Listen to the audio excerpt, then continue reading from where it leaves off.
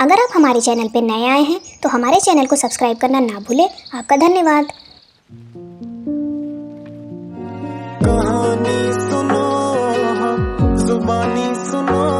दोस्तों, आप सभी का स्वागत है कहानी सुनो के आज के एपिसोड में। तो चलिए आज फिर मैं आपको अकबर और बीरबल की कुछ कहानियां सुनाता हूँ। एक बार अकबर और बीरबल बगीचे में बैठे थे।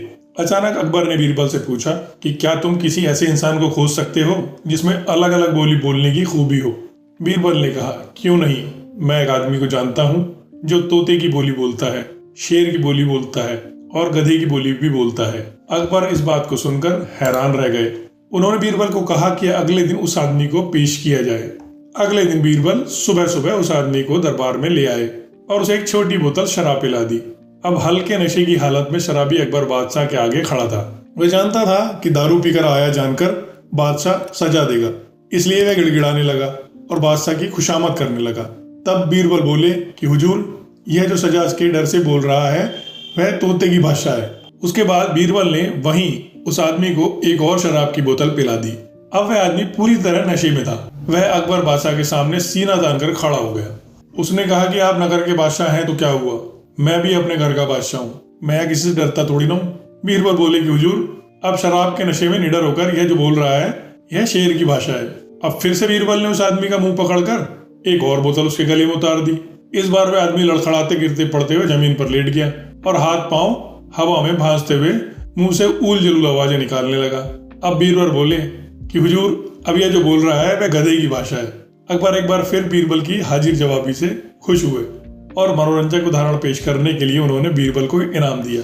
तो दोस्तों, अकबर और बीरबल की आज की कहानी आपको कैसी लगी ये हमें कमेंट करके जरूर बताएं। तो दोस्तों, अब हम आगे बढ़ते हैं और मैं आपको अकबर और बीरबल का एक और किस्सा सुनाता हूँ। यह हर कोई जानता है कि बीरबल एक ईमानदार और धर्मप्रिय व्यक्ति था। वह प्रतिदिन ईश्वर की आराधना बिना नागा किए करता था। इससे उसे नैतिक व मानसिक बल प्राप्त होता था। वह अक्सर कहा करता था कि ईश्वर जो भी करता है मनुष्य के भले के लिए ही करता है। कभी कभी हमें ऐसा लगता है कि ईश्वर हम पर कृपा दृष्टि नहीं रखता, लेकिन ऐसा होता नहीं। कभी कभी तो उसके वरदान को भी लोग शाप समझने की भूल कर बैठते हैं।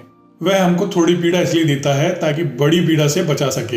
एक दरबारी को बीरबल की ऐसी बातें पसंद न आती थी। एक दिन वही दरबारी दरबार में बीरबल को संबोधित करते हुए बोला, देखो ईश्वर ने मेरे साथ क्या किया। कल शाम को जब मैं जानवरों के लिए चारा काट रहा था तो अचानक मेरी छोटी उंगली कट गई। क्या अब भी तुम यही कहोगे कि ईश्वर ने मेरे लिए अच्छा किया है? थोड़ी देर चुप रहने के बाद बीरबल बोला, मेरा अब भी यही विश्वास है, क्योंकि ईश्वर जो कुछ भी करता है वह मनुष्य के भले के लिए ही करता है। यह सुनकर मैं दरबारी नाराज हो गया कि मेरी तो उंगली कट गई और बीरबल को इसमें भी अच्छाई नजर आ रही है। मेरी पीड़ा तो जैसे कुछ भी नहीं। कुछ अन्य दरबारियों ने भी उसके सुर में सुर मिलाया। तभी बीच में आते हुए बादशाह अकबर बोले, बीरबल, हम भी अल्लाह पर भरोसा रखते हैं, लेकिन यहाँ तुम्हारी बात से सहमत नहीं।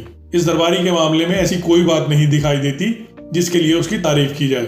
बीरबल मुस्कुराता हुआ बोला, ठीक है जहांपना, समय ही बताएगा। अब धीरे धीरे समय बीतता गया और 3 महीने बीत चुके थे। वह दरबारी जिसकी उंगली कट गई थी घने जंगल में शिकार खेलने निकला हुआ था। एक हिरन का पीछा करते करते वह भटक कर आदिवासियों के हाथ में जा पड़ा। वे आदिवासी अपने देवता को प्रसन्न करने के लिए मानव बलि में विश्वास रखते थे। अब वे उस दरबारी को पकड़कर बलि चढ़ाने के लिए मंदिर में ले गए, लेकिन जब पुजारी ने उसके शरीर का निरीक्षण किया तो हाथ की एक उंगली कम पाई। तो उनके मंदिर का पुजारी बोला, नहीं, इस आदमी की बलि नहीं दी जा सकती। यदि 9 उंगलियों वाले इस आदमी को बलि चढ़ा दिया तो हमारे देवता बजाय प्रसन्न होने के क्रोधित हो जाएंगे। अधूरी बलि उन्हें पसंद नहीं।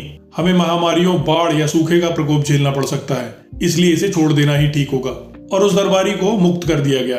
अगले दिन में दरबारी दरबार में बीरबल के पास आकर रोने लगा। तभी बादशाह भी दरबार में आ पहुंचे और उस दरबारी को बीरबल के सामने रोता देखकर हैरान रह गए।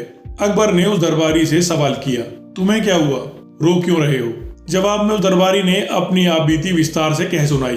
वह बोला, अब मुझे विश्वास हो गया है कि ईश्वर जो कुछ भी करता है मनुष्य के भले के लिए ही करता है।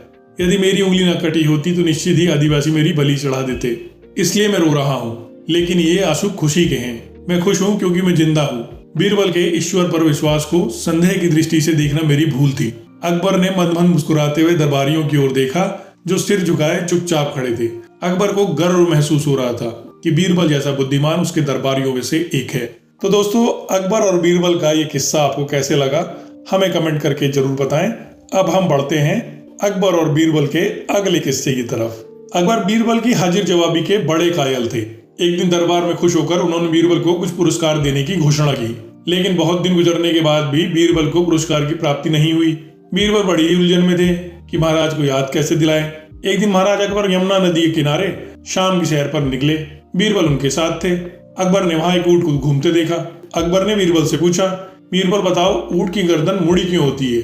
बीरबल ने सोचा महाराज को उनका वादा दिलाने का यही सही समय है। उन्होंने जवाब दिया, महाराज यह ऊंट किसी से वादा करके भूल गया है, जिसके कारण ऊंट की गर्दन मुड़ गई है।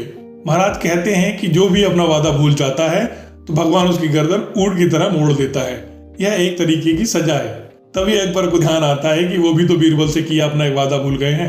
उन्होंने बीरबल से जल्दी से महल में चलने के लिए कहा और महल में पहुंचते ही सबसे पहले बीरबल को पुरस्कार की धनराशि सौंप दी और बोले, मेरी गर्दन तो ऊंट की तरह नहीं मुड़ेगी बीरबल।